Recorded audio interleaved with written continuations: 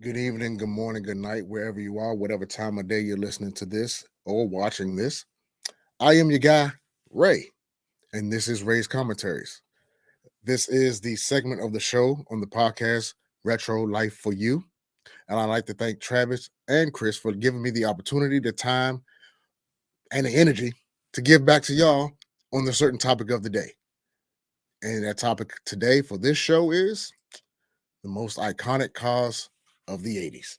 Now, when you think of iconic cars of the 80s, from TV, from movies, when you see it, it takes you back to that place in that movie or TV show, right?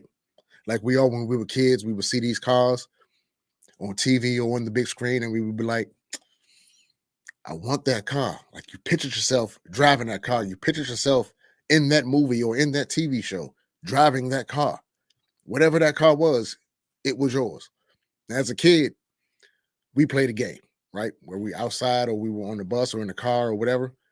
We would see a car and we would point out, that's my car. It's kind of like Punch Buggy, if you remember that. But yeah, we ride along and we see a nice looking car, like, that's my car. And that's what I'm doing today with the most iconic cars of the 80s. And I have three at the very, very top of my list. Now, some of them you may know, some of them are quite obvious. But again, these examples of cars we saw in the 80s, like check this out, right? Look at that car. Like when you see that station wagon, that wood panel, you know National Lampoon's Vacation, the Griswolds. Come on now. You seen that car, you was like, oh, first of all, it looked like it had no air conditioning. And no matter what, they lumped that family into that car and they drove across the country. Like those were good times. This truck, right? Fall Guy. Like who didn't want that truck? Like that truck jumped over things. Like man, that truck went through everything. And man, it was just a cool vehicle to have, right? And I know you remember this car, right? Everybody remembers this, the DeLorean, right? You see that, you immediately think Back to the Future. You hear the Doc going 3,100 kilowatts or whatever that number was, and man, good times, right? The car actually flew, like the wheels inverted and it flew, right? Come on now, like look at that thing.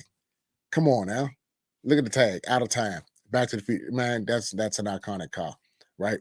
We all had those cars that we were like, if you had some disposable income, you would own those cars. But here are my top three, right? My top three cars. Starting off with number one, man, look, when you see this car, you immediately think Michael Knight, right?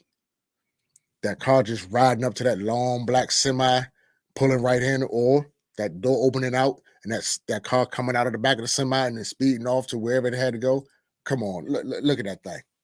Come on, the kit car, iconic, classic, one of the most sexiest cars, and I'm not a car guy, so you won't ever hear me saying sexy car a lot. But when it comes to that car right there, that is one sexy car. I mean, look at the inside of that thing. It come on, like it's almost like you're controlling a spaceship on wheels. Like look at the steering wheel. Oh man, just the I mean, some people can't drive with a circle, but that thing had like it looked like it had throttle on that thing. Like it was a great car. Like man, I just love that car. Now we all had some toys that were cars, and that was one of pretty much every car on this list I had as a toy, right? Which brings me to my second car. We all know it, we all love it. When you hear that horn, you know what's coming. The General Lee. Come on now. Come on. Like, just look at it. Look at that Charger. Again, you won't hear me say this often about a car, but that is a sexy car.